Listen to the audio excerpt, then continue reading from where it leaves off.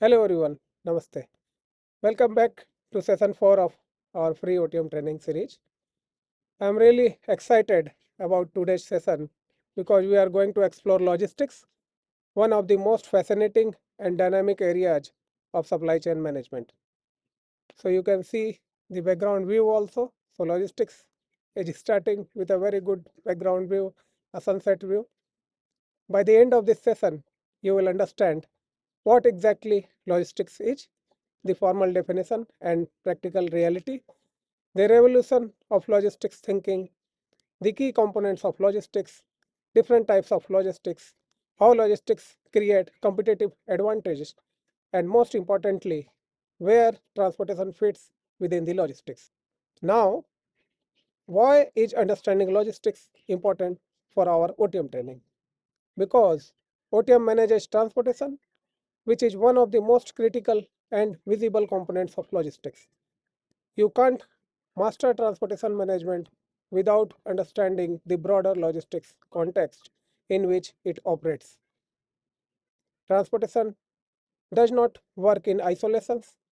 It works together with warehousing, inventory management, order fulfillment, and other logistics activities. Understanding this interconnection is what separates a great OTM professional from just an OK one. All right, let's dive in.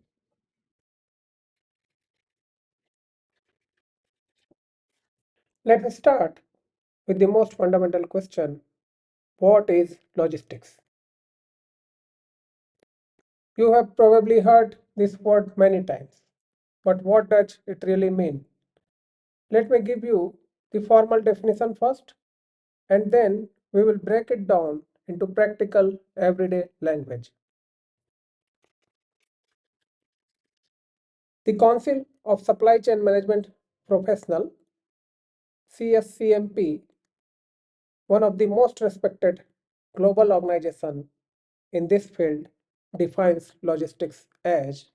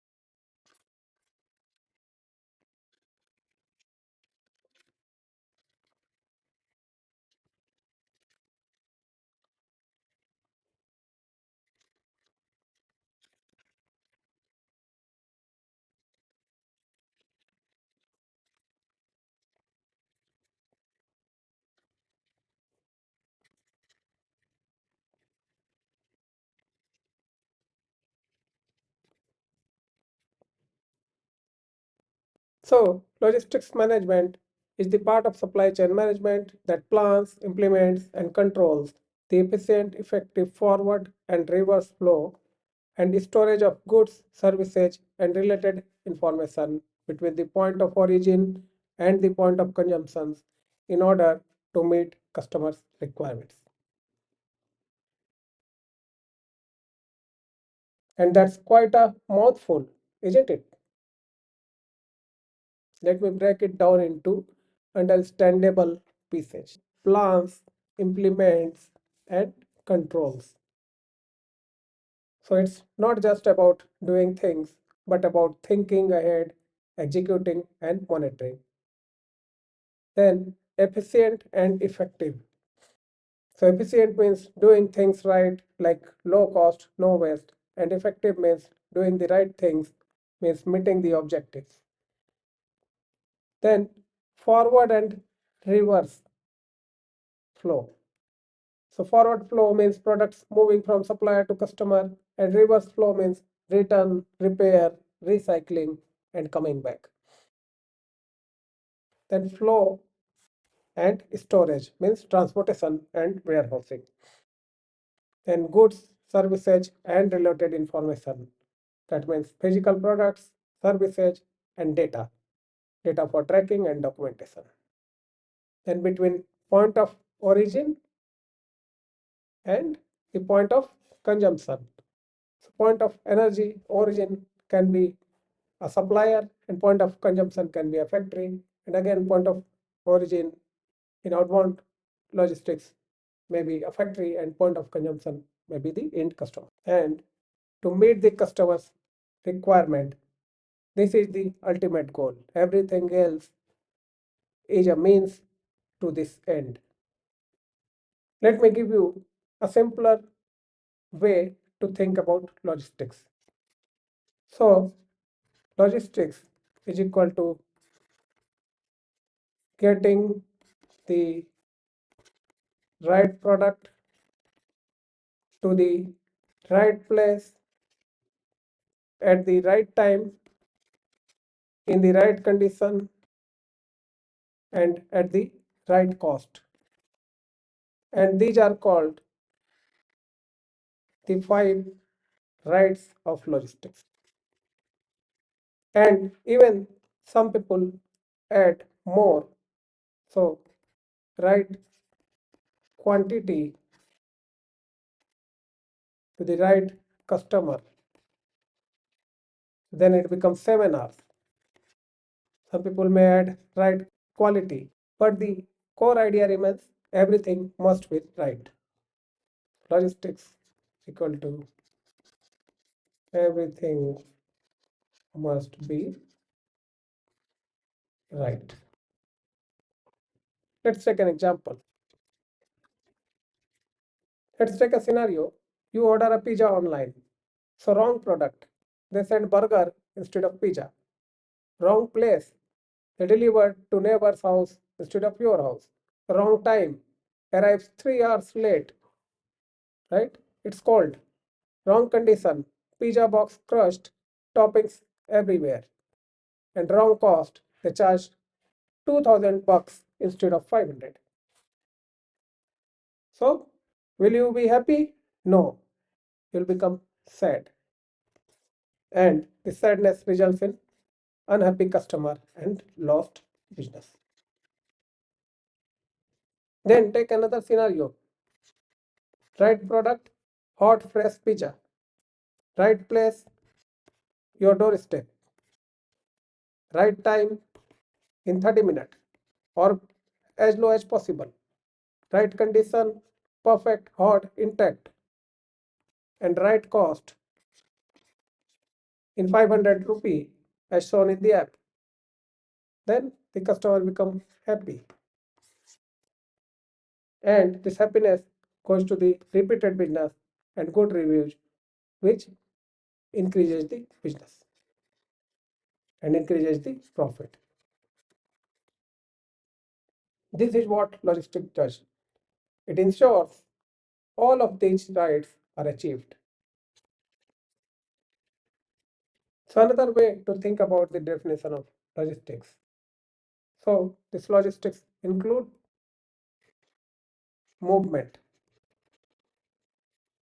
then storage. The movement it comes transportation, then material handling, then delivery. The storage, warehousing, inventory management, and stock keeping. And the information about where is my product, how much stock do I have, when will it arrive, what's the status. And its logistics is movement plus storage plus information. All three together is logistics. The essence in the same. Logistics manages the flow of materials and information to serve customer effectively and efficiently. Now that we know what logistics is, let's understand how our thinking about logistics has evolved over the time. This is fascinating because it shows how companies gradually realized the strategic importance of logistics. In the era of 1950s or 60s, there were fragmented functions. Fragmented functions.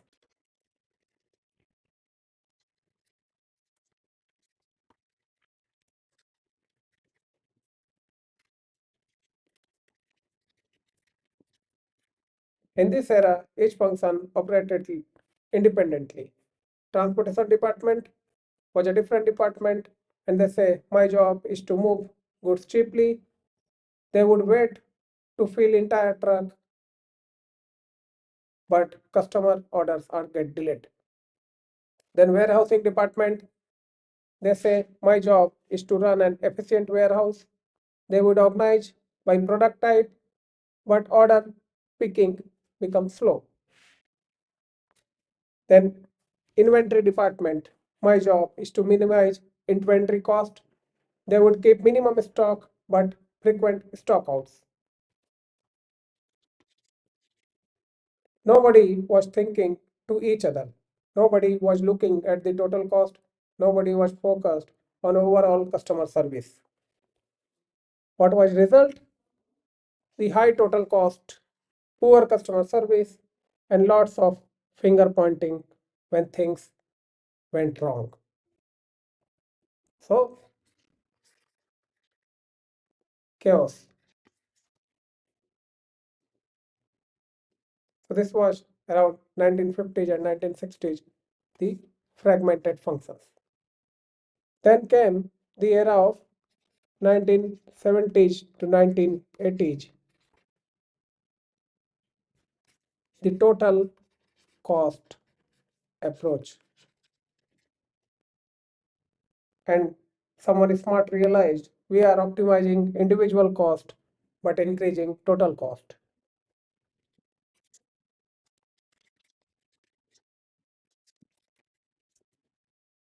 The transportation says, let's save money by shipping once a month in full truckloads. Saves transportation cost, but forces us to keep more inventory. Cost goes up and customer service goes down. So someone smart realized we are optimizing individual costs but increasing total cost. The transportation department says, let's save money by shipping once a month in a full truckload.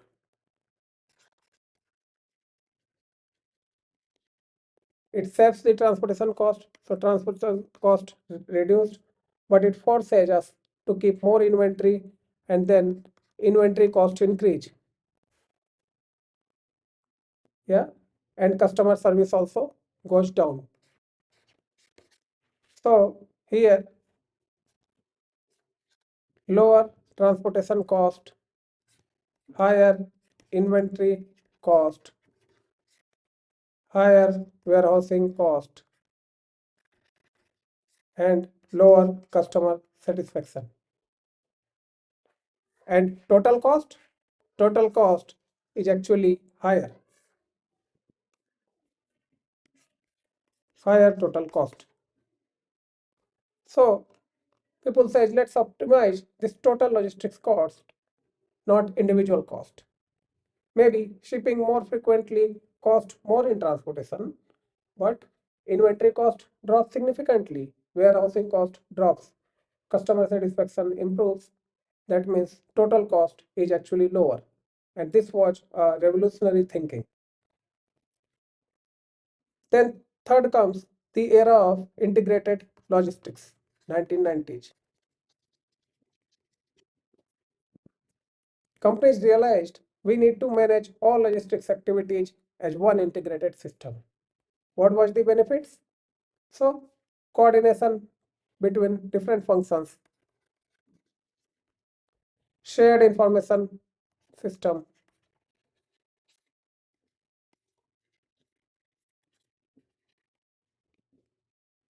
common performance metrics, focus on total system performance,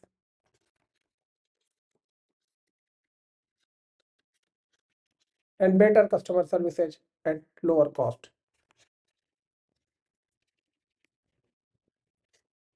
For example, Walmart's integrated logistics. Walmart became dominant by integrating point of sales data from stores, connected to distribution centers, connected to transportation, and connected to supplier. Customer buys at store, data instantly available. Okay.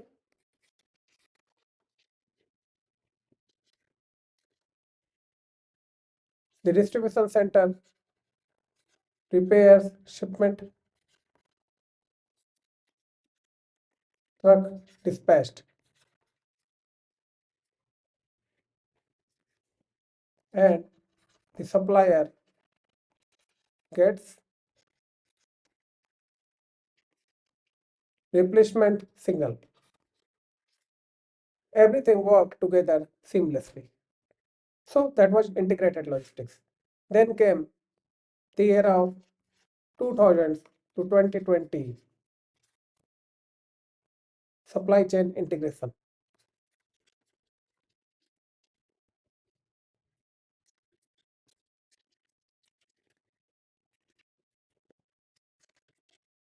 Now, logistics is not just integrated internally, it's integrated with external partners too.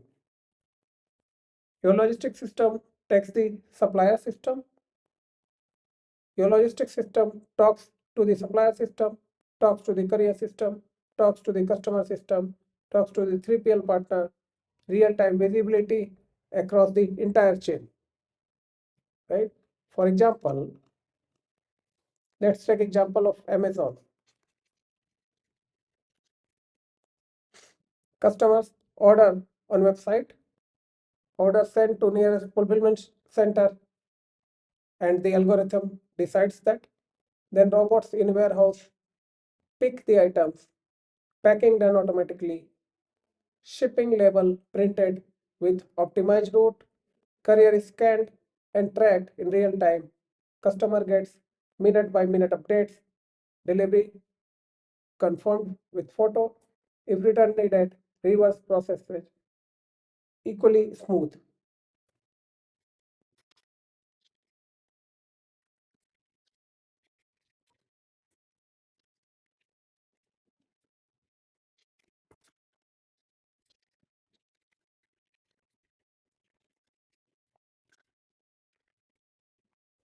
And all of this happens with integrated system. And guess what powers the transportation portion? OTM. So the transportation portion in the integrated logistics is managed by some TMS, and OTM is one among the best TMS in the world.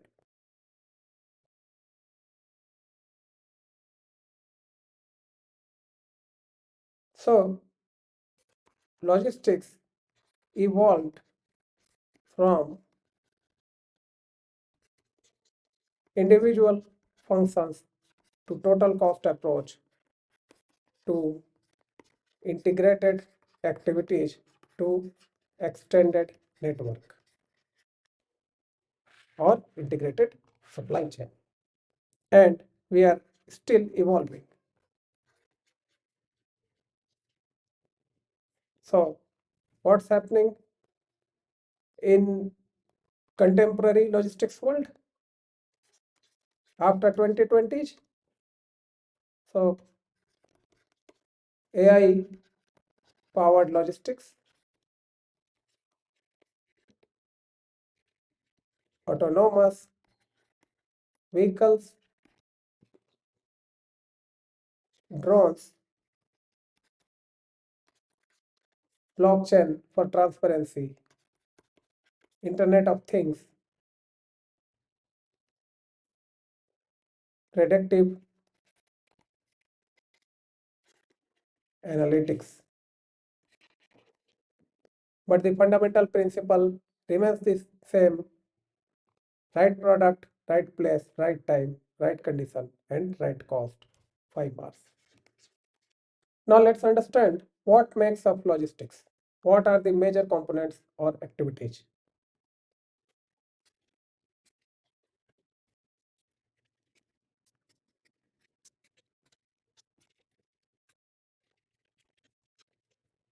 So in logistics, we have transportation, warehousing, inventory management, order management, material handling, and packaging. Let's explore each one. So transportation, the most visible component of logistics. What is it? So moving goods from one location to another. So point A to point B. Key aspects. So in transportation, we have various key aspects. So let's write here. So first we have modes. This mode can be road or trucks. So it is most flexible. It can go almost everywhere. Door to door delivery, good for short to medium distances, and medium cost and medium speed we get in road. Then we have rail, which is train. So large volumes over land, cost effective for heavy or bulk goods. It has fixed routes because it has limited flexibility and slower than road but cheaper than road. Then we have ocean or ship. So international cargo, very large volumes, lowest cost per unit across all modes, and it is slowest across all modes. Then we have air, which is fastest mode, highest cost for urgent and valuable cargo, and limited by size and weight. So we have two important variables. We have speed, we have cost. So air speed is very high, cost is very high. For road, speed is medium, and cost is also medium. For rail, speed is slow, cost is low. And for ocean, speed is slowest and the cost is lowest. Okay, so if we talk about speed, so speed of air is greater than road, is greater than rail, is greater than ocean. And the cost of air, which is greater than road, which is greater than rail, which is greater than ocean. Now let's take an example. Shipping iPhone from China to US. So we have one option, air freight. Okay, here time would be 1 to 2 days, cost would be very high, and it is used for new product launches or urgent replacement. Then we have ocean. Here time will be 30 to 35 days, cost would be very low, and it is used for regular stock replacement. So Apple uses both the air and ocean in terms of urgency, but the volume of ocean would be very high volume in the ocean and very less volume in the air. Okay, so this was modes. Then we have transportation management activities. So we have route planning, that means what plan to take, that is what path to take. Okay. Then we have career selection, which company to use for transportation. Then we have load optimization, how to pack truck efficiently. Then we have freight consolidation, that means combine multiple orders into one shipment. Then we have shipment tracking. Then we have freight payment and performance management. And this is what all OTM does. The route planning, career selection, load optimization, freight consolidation, shipment tracking, freight payment, and performance measurement. Why transportation matters? So, this transportation can be 30 to 60% of the total logistics cost. For low value bulk goods, it can be 70%, like coal, iron ore, etc.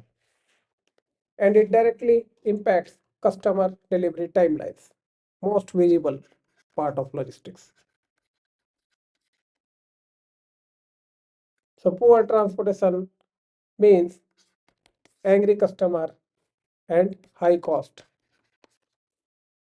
And good transportation means happy customers and competitive advantage among your competitors. So that was transportation. Then comes second part of logistics, which is warehousing.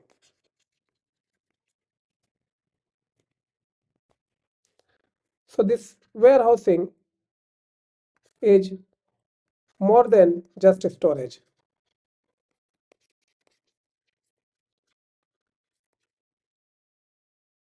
So what is it? Facilities for storing goods, but also performing value adding activities. So what are the functions of warehouse?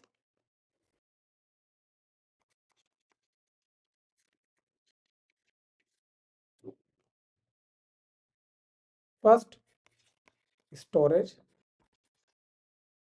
It holds inventory safely, protect from damage, theft, or weather, maintain right conditions, right, for example, right temperature and right humidity.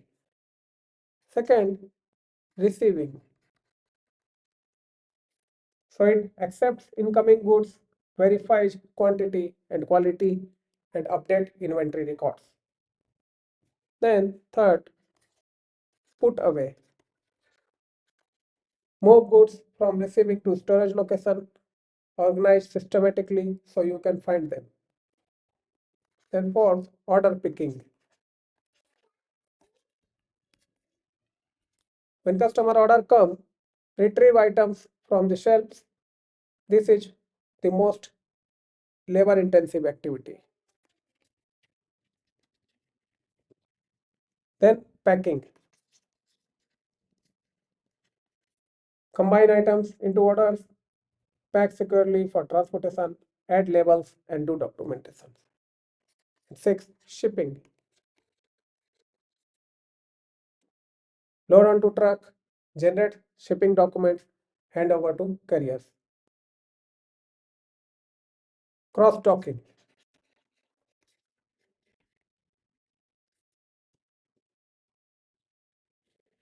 Products arrive, immediate transfer to ongoing trucks without storage. So what happens? Say suppose there is a cross dock here, a truck comes from here, a truck comes from here. The goods from these trucks unloaded here. Some of these goods, Some of these goods comes here, some of these goods comes here, another truck made and move forward. So that is called cross-docking. So where it is used? In the fast moving products, time sensitive goods. For example, Walmart receives products from suppliers, immediately ships to the stores to do minimal warehousing. Okay. Now, after understanding the functions of warehouse, let's understand the types of warehouse. So the first type is distribution center. And this distribution center, it focus on movement. It's not long-term storage, bulky, it's short-term storage. Keep moving. Receive bulk, break into smaller shipments. Sends to retail stores or customer. Then we have fulfillment centers. And these fulfillment centers are for e-commerce, store products, pick, pack, ship individual customer orders, and high automation. This needs high automation to reduce cost. The third type of warehouse is cold storage. This is temperature controlled for food, pharmaceutical, flowers, etc. perishing materials, and it has high operating cost. Then we have bonded warehouses.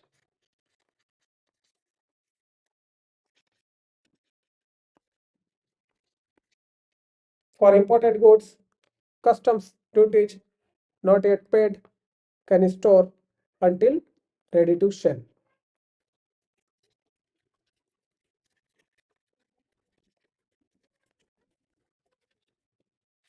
So let's take an example. Amazon fulfillment center. So seller sends inventory. It is stored in the shelves by robots. Then customer orders. Robot brings shelf to human picker. Item picked, conveyor to packing, item packed, conveyor to shipping, loaded onto trucks and delivered.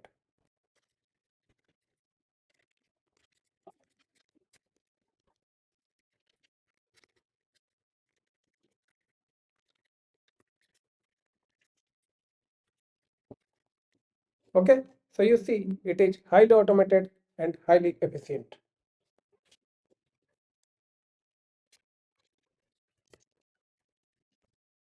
Let's discuss the third component of logistics, which is inventory management. Let's start with what is inventory.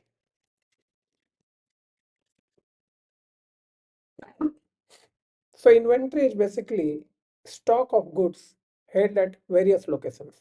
For example, warehouse, stores, and in transit. So it's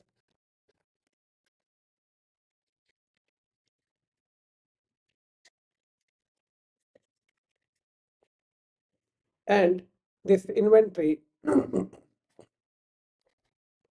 is also termed as the necessary evil. Necessary because it's necessary to have inventory, but keeping inventory is a cost. So we want to optimize this. And why the we need to do inventory management?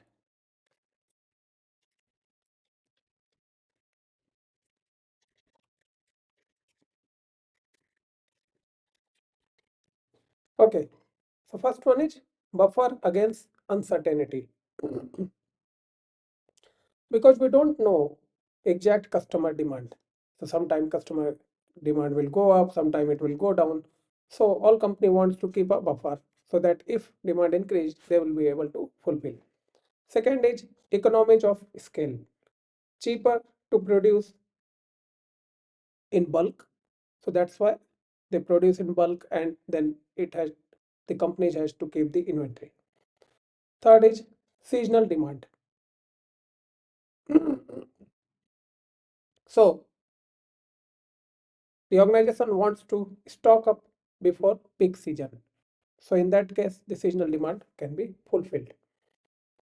Then longer lead time. So it takes time to manufacture or transport. So it's better to manufacture in advance and hedge against supply chain disruption, so that in case there is a short-term supply chain disruption, we have some inventory to keep the things going. So these are the five most important things why we need to do inventory management. Now, what are challenges in inventory management? So there are two categories. One is very high inventory, it is too much inventory, and too little inventory.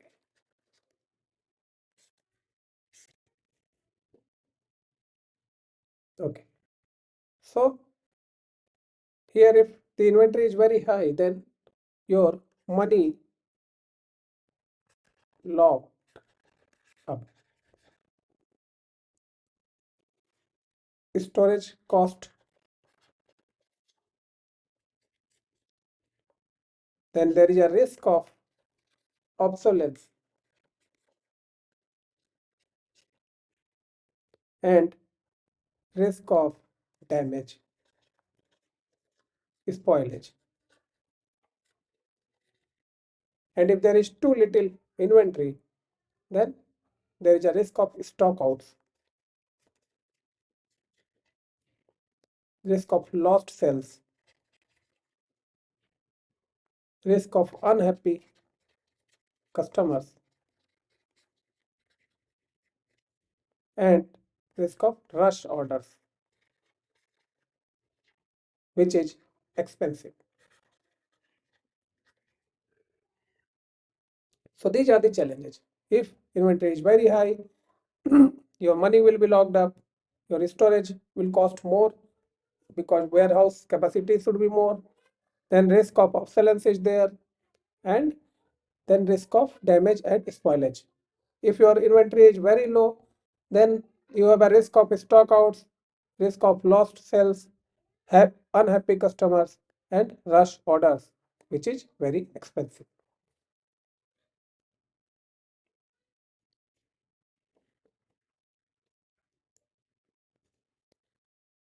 So the goal is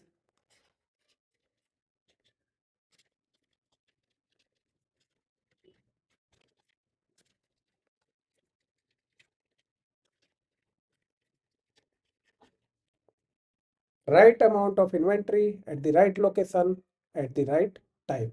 That is the goal of inventory management.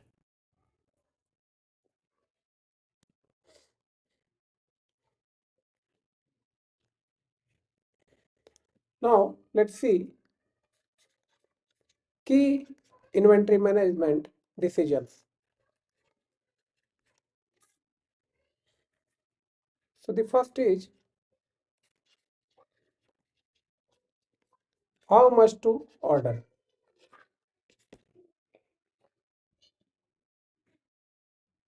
हल्ला मत करो यहाँ.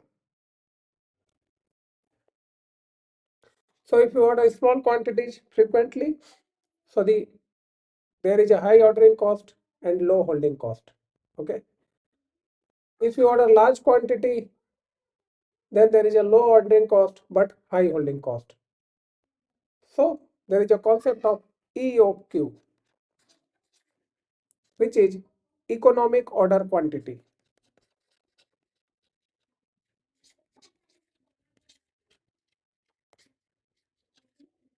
It's a mathematical formula to find out the optimal balance. Then when to order? So we have Reorder point, when inventory drops the X unit, then place a new order. Then safety stock, extra buffer for uncertainties. Then third inventory management decision is where to keep inventory.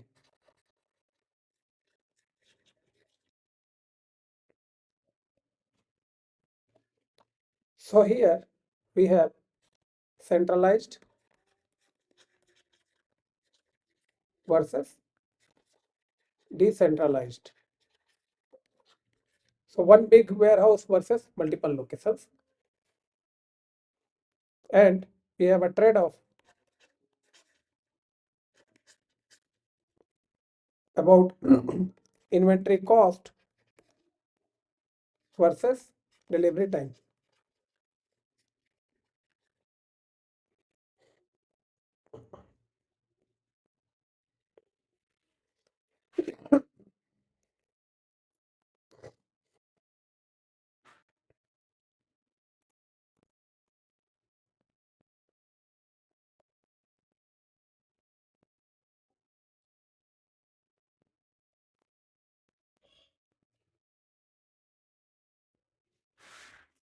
Then fourth one is inventory tracking.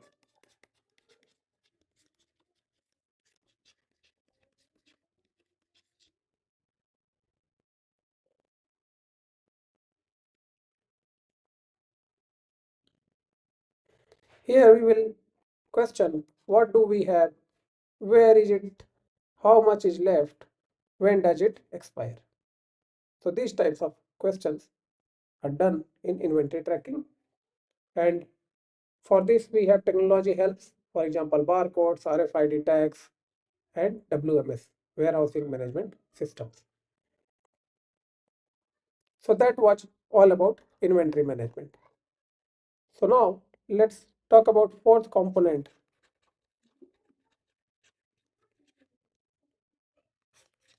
order management.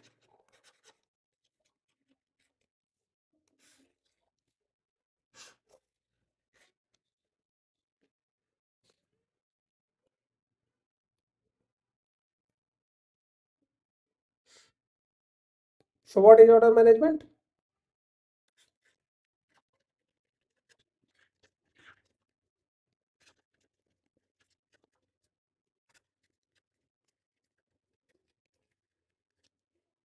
So the process of receiving, processing, and fulfilling customer orders is called order management. So in the order management comes one important thing. It's called order to cash cycle.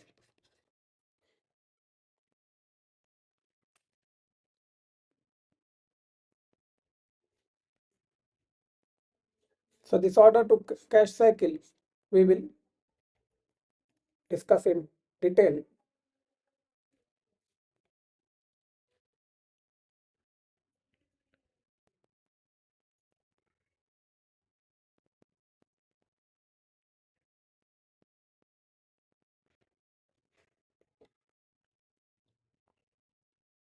So if we talk about logistics management, then order to cash cycle looks like the first step is order entry.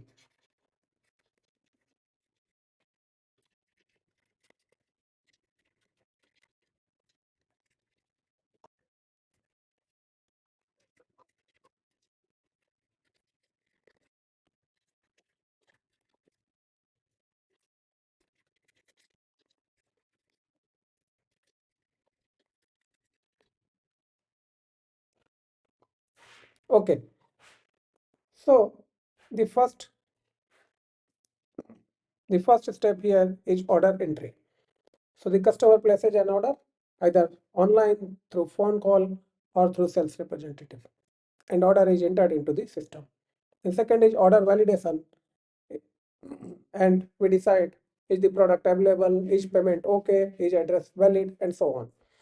Then we have order confirmation to acknowledge to the customer that order is placed successfully. Then we have order allocation, reserve inventory for this order. Then we have order released to warehouse, and here we send the picking instructions to the warehouse. Then warehouse prepares the order by picking the product and packing the product.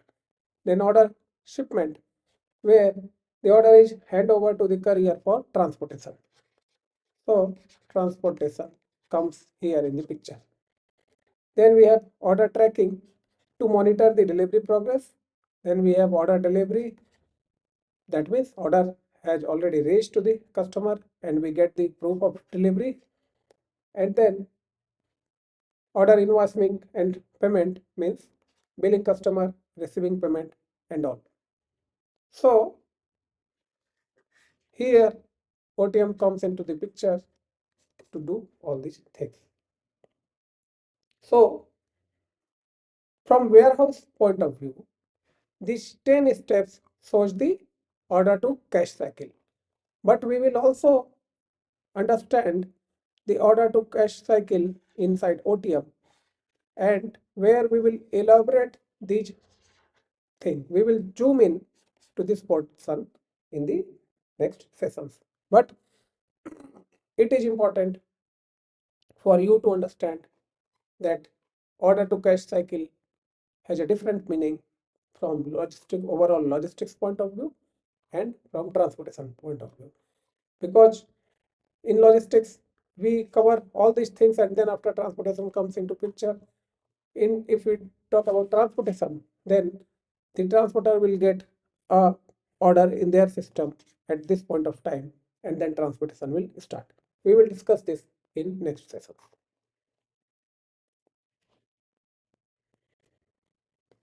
Now, let's discuss the order management performance.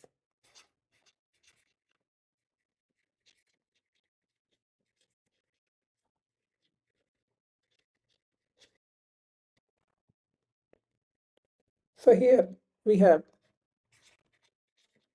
order fill rate, that means the percentage of orders fulfilled completely. Then we have on time delivery, that means percentage of order delivered by promised date. Then we have order cycle time, time from order to delivery is tracked in order cycle time. Then we have order accuracy, that means percentage of orders without any error. And at last we have order visibility, can customer track their order. So these 5 KPIs shows the order management performance.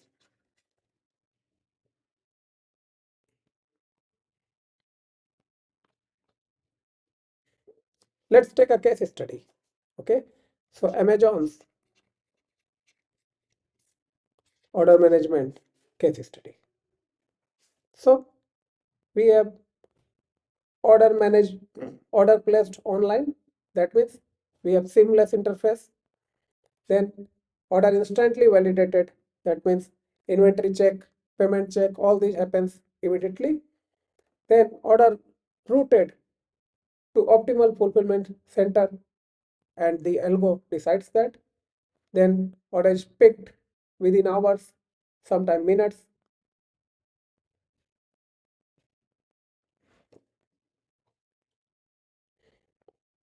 Then order is shipped same day, sometime later.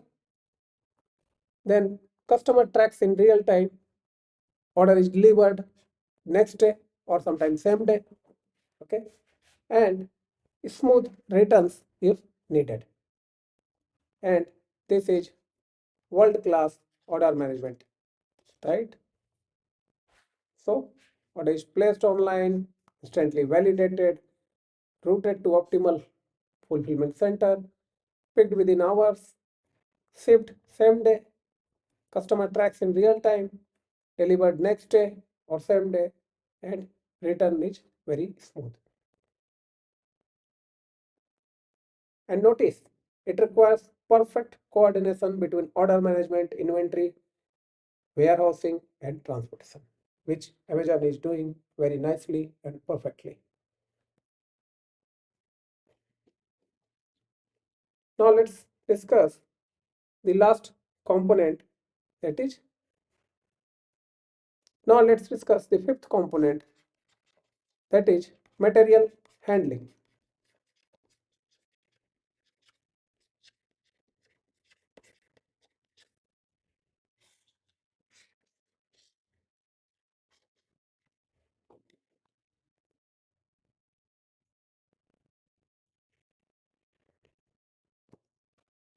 So material handling defines moving within facilities. So moving, protecting, storing, and controlling materials within a facility, whether it's a warehouse, factory, or distribution center, comes under material handling. So you see, it's different from transportation. Transportation is moving between locations, whether it's a warehouse to store or warehouse to customer, but material handling is moving within location. Yeah, material handling.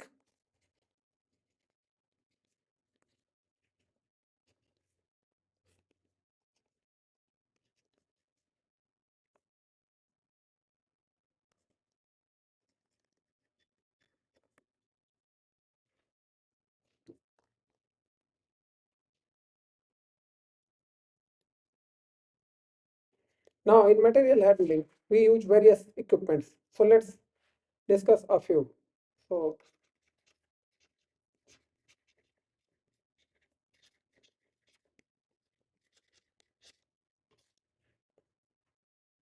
first is forklifts.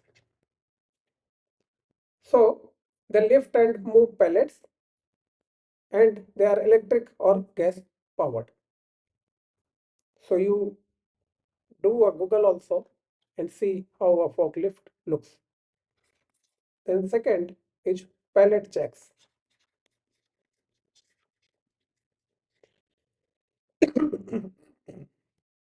So they can be manual or automatic, and they move pallets short distance. Third, conveyor system.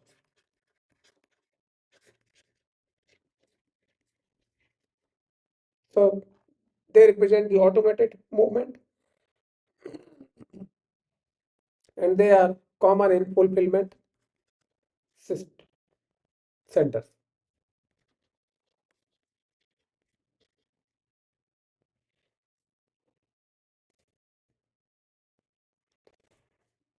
Then we have automated guided vehicles.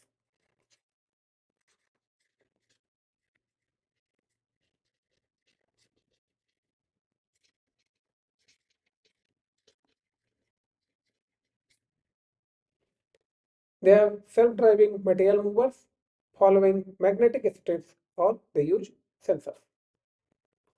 Then we have robots. So for example, Amazon's Kiva robot,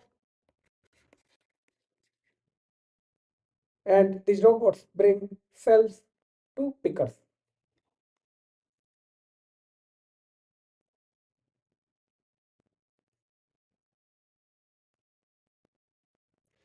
Why these things matters? Because they can be 15 to 20% of warehouse edge operating cost. Okay, why?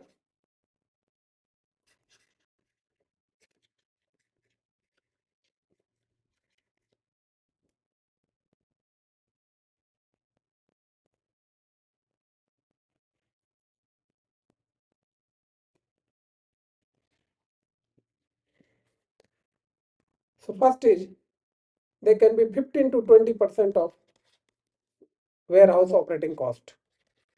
Okay, Second, they impact productivity in very large way. Faster handling is equal to more orders processed, so productivity. Then there are some safety issues. So accident can happen. So if we are using correct equipment, then that can be minimized. And ergonomics, that means workers' health.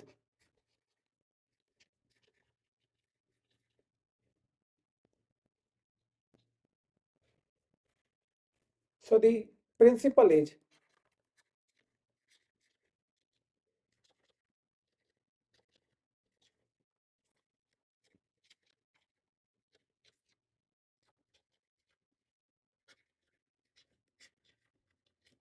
minimize handling and maximize flow. Each time you touch a product, it costs money and time. Good warehouse design minimizes unnecessarily handling. Then we have component 6,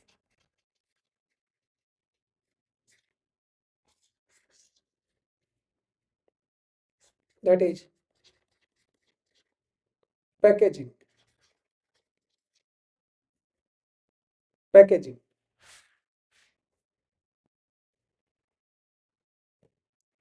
So the packaging is protecting and presenting. So materials and so these are the materials and method used to protect content and identify products. So there are three levels of packaging. First is primary packaging.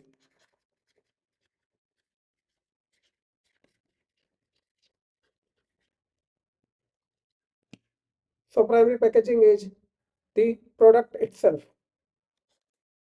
For example, bottle, box, or bag. And this is what customer sees and buys. And it's a marketing function. It looks attractive.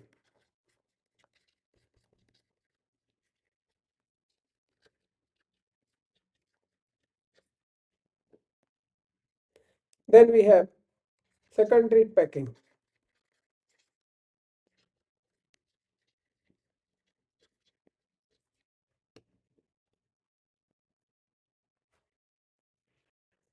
It groups primary packages.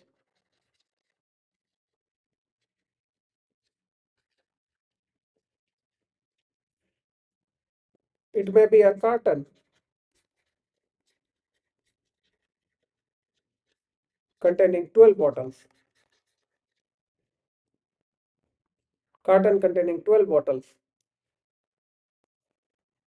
Then it facilitates handling.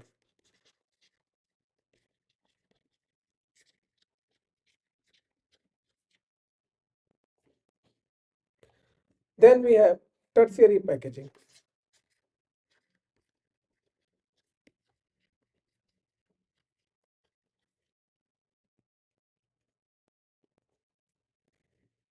And this is for bulk handling and transport.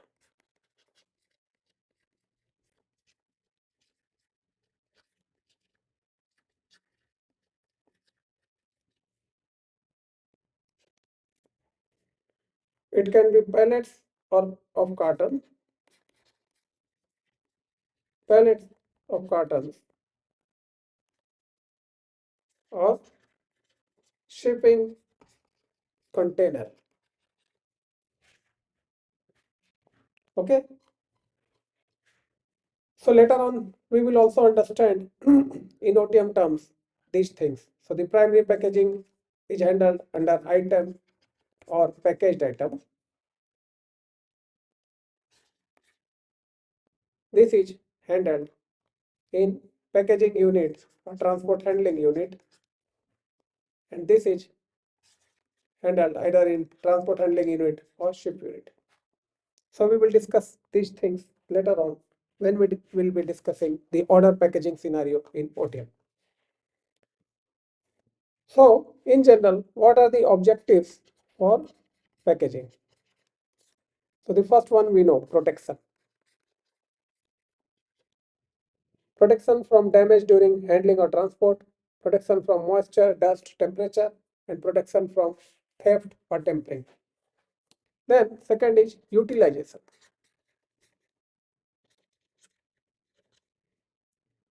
The packaging groups item together. It's easier to handle the pallet, which is a standard platform for stacking boxes, and container, standard box for ocean shipping. We will discuss these things later on. Then third, we have communication. So in packaging, we can put the labels, barcodes, handling instruction, tracking information, all this communication we can do in packaging. And fourth, we have sustainability.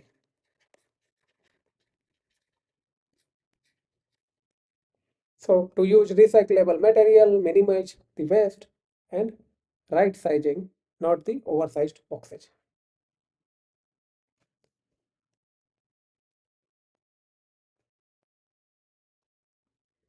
So let's take an example.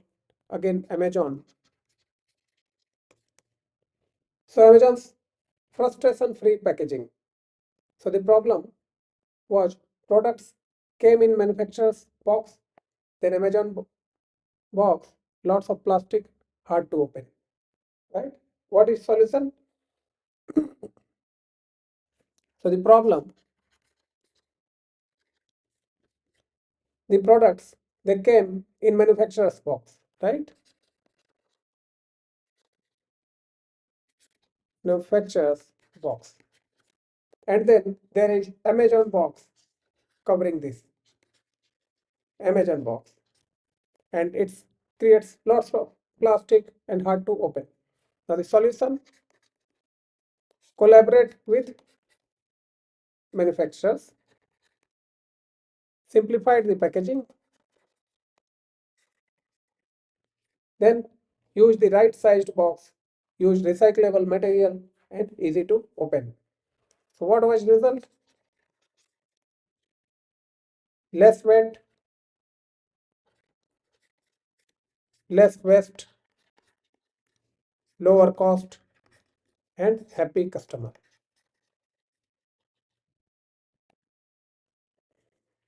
Now let's discuss packaging trade-off.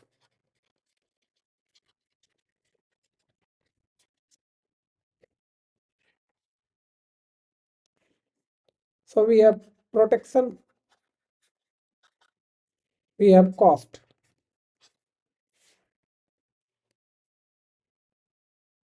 So if you increase the protection, there will be higher cost, more material, okay, and we decrease the protection, there is lower cost, more damage risk, okay. So we have to find some sweet spot where adequate protection without over packaging.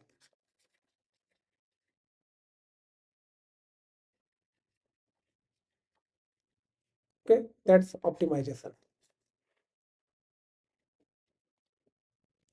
Okay, so I think let's pause here. So in general, I try to keep the sessions duration from 30 minutes to 1 hour. It seems these logistics concepts are detailed and complex, so it's taking more than expected time. So let's pause at this 1 hour duration and then we will continue this on the next session. Thank you so much, guys, for being with me and completing this session. Have a nice and wonderful day. Namaste.